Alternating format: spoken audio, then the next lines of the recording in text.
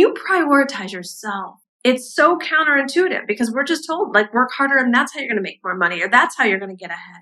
How many times have my biggest creative impulses come while I was literally like at some beach club on vacation somewhere, not even thinking about anything, and the idea popped in? Or when you're not thinking about work and you're like driving or you're in the shower and it's like, oh, right. Because then there's actually room for spirit to come in where you don't have to be the one to do it all. You've gotten great at divine working, but what about divine living? Welcome to the Divine Living Podcast. I'm your host, Gina DeVee. You're not alone in wanting more, and here at the Divine Living Podcast, you can expect to be part of conversations from women like us who unapologetically dream big and are obsessed with manifesting our most fabulous lives. The conversation starts now. Hello, my gorgeous. I see you. I see how hard you've been working, how much you've been giving to everyone else, how much you're doing, what a positive attitude you maintain, how you keep going and give so selflessly and have for so many years now to so many, many people. And as I was sitting here praying about, dear God, like, what's the topic for today's podcast? I got, his women need to take a break. They need permission to take a break. So, my love, I wanted to open up this topic on really seeing you, really being there for you, and really prioritizing you. Because I know that our society has not made this socially acceptable to take a break. And in fact, just the opposite. It's like we're going to be punished if we're not working harder and doing the next thing and making the next post and doing all the things all the time. Depending on where you get your spiritual wisdom from, I get mine from the Bible. I never have seen any scripture that talks about the constant hustle and that is the way to create greater advancement. I just haven't, but I've seen the constant hustle wear my friends out. I've seen the thought of the constant hustle try to make me feel guilty when I'm not always working. The message that I really, really have inside my heart and soul today is that it's time for women to take a break. And you're going to know what that means for you. I know some women are going to listen to this and be like, you know what? I'm quitting my job and I'm not going to work for 3 months. Other women are going to say, take a break. Yeah, you know what? I'm going to shut my computer down at 2:00 today. Other women are going to be like, you know what? I need a nap. I want a nap. For other, just like maybe you need to like not think about business for the rest of today. Or maybe like actually taking a full weekend off. I don't know what it is for you. But what I do know for sure is that you are meant for greatness, that you have an extraordinary mission that was planted and designed inside of you for you exclusively. And I know that there's not a woman in the world that will fully be able to experience and express that God-given mission from a place of depletion, from a place of exhaustion, from a place of bowing down to society's rules that we're supposed to work all the time, that we're supposed to figure it all out ourselves, that we're supposed to do everything and just literally constantly work. And whether it's working in your business or your career or at home or with kids or with team or with clients, that overgiving is not healthy.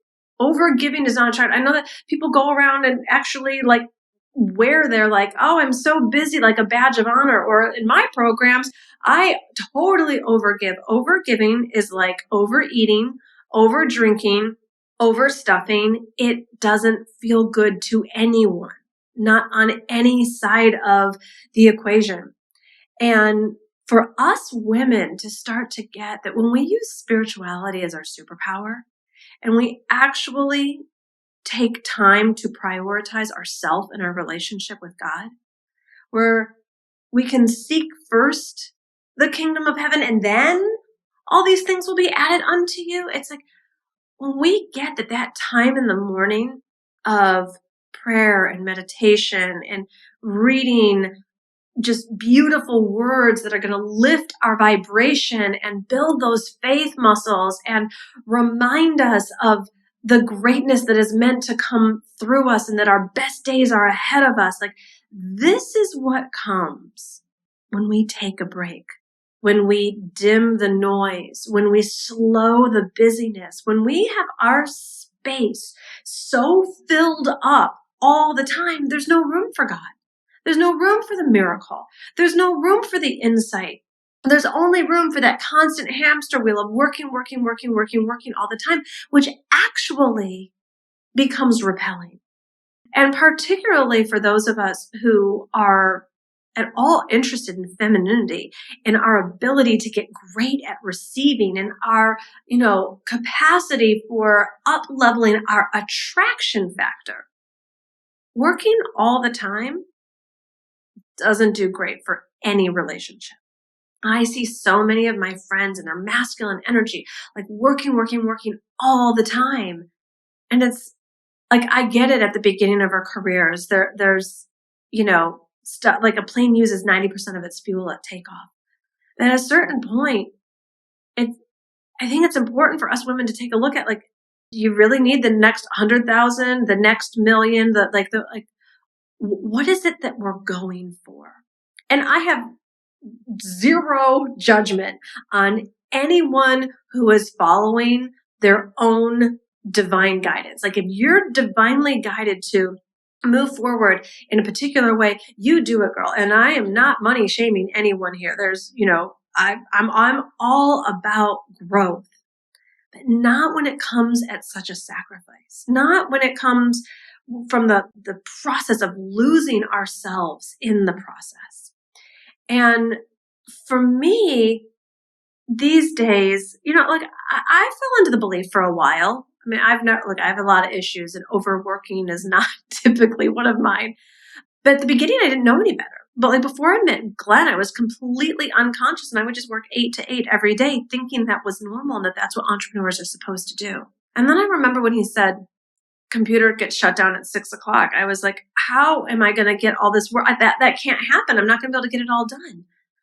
And amazingly, I taught myself how to work smarter, not harder.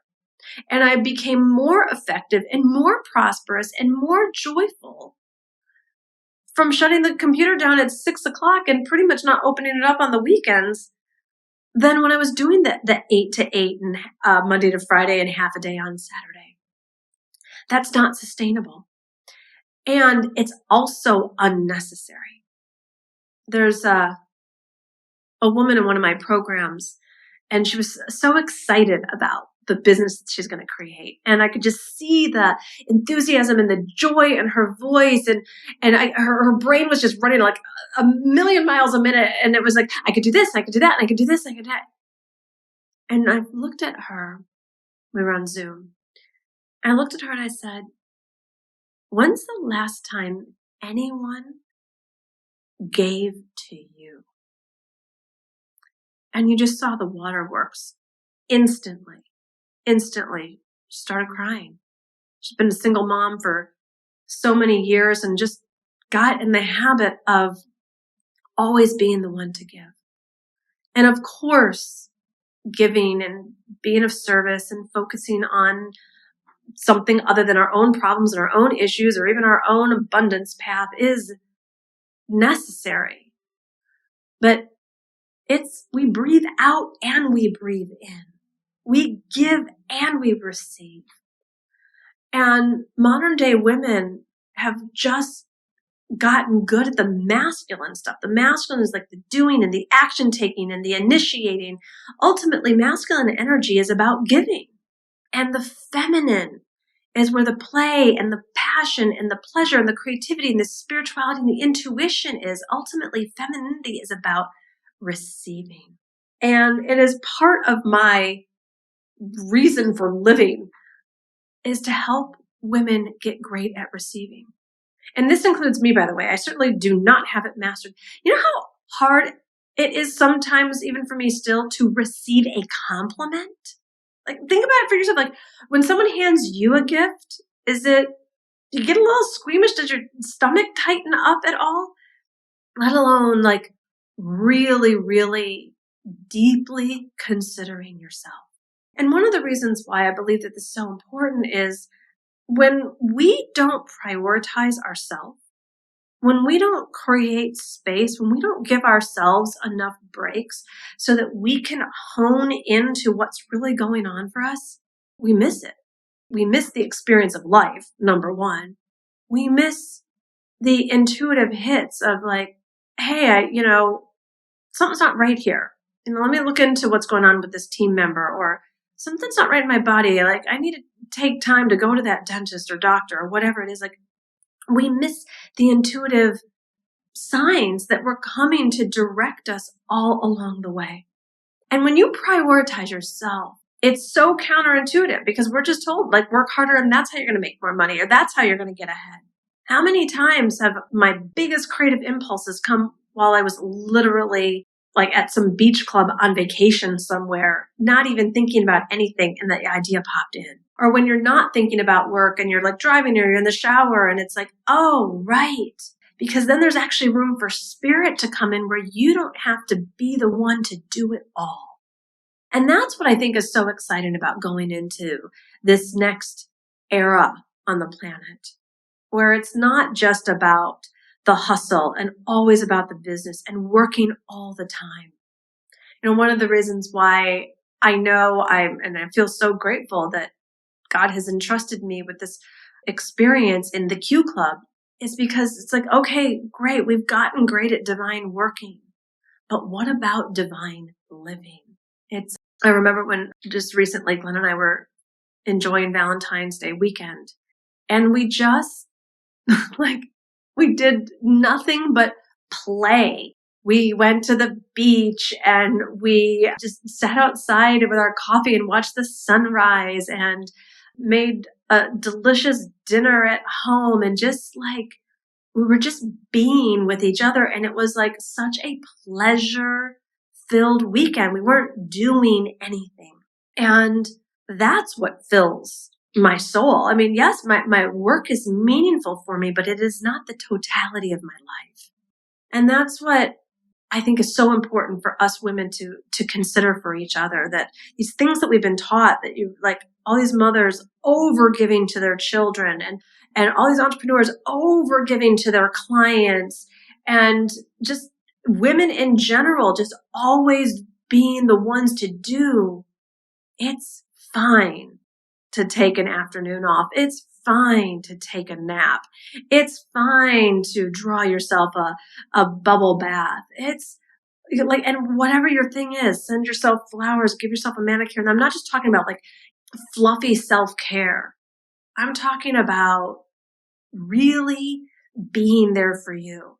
Maybe the way you wish other people would be there for you, or really seeing you, like seeing yourself the way you wish your Instagram followers would see you. When you give yourself the time and space and grace to evolve as the next best version of you, to really sit in silence with God and just let yourself be whispered to by the divine, when you put your trust in being guided, that you don't have to conjure up some fake belief that if you push the boulder up the hill strong enough, fast enough, that like somehow that's how you're going to win at life. More being, more play, more feeling, less thinking, more pleasure, whether that pleasure comes from sitting with a cup of tea, or walking in nature, or reading a book, or just playing with your kids and not making it about homework and like needing to like make something happen. God's got that. God's got it all orchestrated on your behalf. And, we're not here to do a pendulum swing of like, do absolutely nothing. But I do think a really nice pattern interrupt for you to really be there for you. Just to be alone with your own thoughts, to hear from your own soul, to ask yourself better questions. Like, what do I desire in life? And what is my purpose? And if there were no consequences or limitations, how would I design my life? What if I wasn't on the hamster wheel or just in same old, or like living in this lovely, but basically machine that I've created for myself? How, if I could like totally draw on a blank canvas, what would I design my life to be and be about? And what kind of lifestyle and what kind of relationships and what kind of work or ministry? Because you are a creator, queen. But we can't create from always doing. We can't create from our beautiful bodies always being filled up. We can't create when there's just not one more hour that you can squeeze out of the day. That's just survive. And you didn't come here to survive. You came here to thrive. You came here to thrive. And I know this world has taught us that our natural instincts are wrong, are irresponsible, are crazy, are lazy, or whatever it is. But we know that we came here to create beautiful, beautiful things, experiences, healing in the world. And so I want you to treat yourself like the beautiful child of God that you are. And it might even take some courage for you to see what your life is like when there's less doing and more being. When there's less you orchestrating everything and there's more God divinely designing. What happens in your life or work or with your family when you have more sleep versus less? When you have more time to yourself versus none? When you actually focus also on receiving, not always giving. Now there's a pattern interrupt. You taking a break, closing the computer, putting the phone down, prioritizing whatever living, divine living looks like to you. I know this can be a pretty scary endeavor, and for anyone that wants some help with this, DM me on Instagram, reach out, let me know how you're doing on this topic. I've had so many super successful friends. Like, I'll play this game, they'll be like, yeah, when we're at dinner, like, let's not talk about work. And it's like, well, what are we going to talk about? Like, because that was what it used to always be. Or what would you do with a day to yourself? And I know so many women, many of my clients and friends wouldn't even know how to spend a day on themselves. I have one awesome friend who was like, she's like, Gina, I don't know who I am outside of work. And I was like, well, let's discover that. And she started gardening. And her husband asked her if she was dying or something, like what was wrong? Like women living, like being feminine and living is so foreign to ourselves sometimes, let alone our partners, that it can evoke that kind of reaction. It doesn't need to be this way. We get to be the trendsetters who say, you know what? I'm grateful that I have a meaningful career and I am also doing life in a way that I am proud of. That, I'm not here to make anyone right or wrong on anything. I'm just here to say, you don't have to work on Saturdays. Like you don't have to work all the time, and who you are as a beautiful human, a beautiful woman already with a God-given purpose. Like, you don't have to create it. It's already been created. What if you just gave yourself permission to live it, to be feminine, to discover who you are as a feminine woman and queen, The statistics are that 1 in 100 people, 1 in 100 Americans know what they want. That means we're not spending time, going for a walk. That means we're not spending time just hearing our own thoughts. That means we're not spending time developing a relationship with our individual selves. If 1 in 100 people know what they want, I know that's not what I came here for. I did not come here to work all the time. I did not come here to get lost or create some sort of false identity of who I am as a career person. I love life way too much. And I'm just really committed to how I define the good life. And you get to define it in whatever way is really true for you. If it's more time with yourself, more time with God, more time with kids, more time for play, whatever that is. But let's get out of being part of a society that expects women to do everything all the time. Because we're developing diagnoses over it, ladies. We're blowing out our adrenals.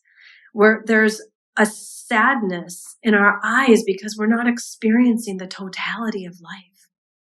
We're tired, exhausted. This is no way to live. It's just a way to survive. So I'm going to be so curious. I want you to take a screenshot of this episode. I want to hear what way are you committed to? Whatever your own version is, taking a break, adding more pleasure into your life, doing life by design, getting great at not just divine working, but also divine living. What's this look like when you're more feminine, when you are prioritizing you?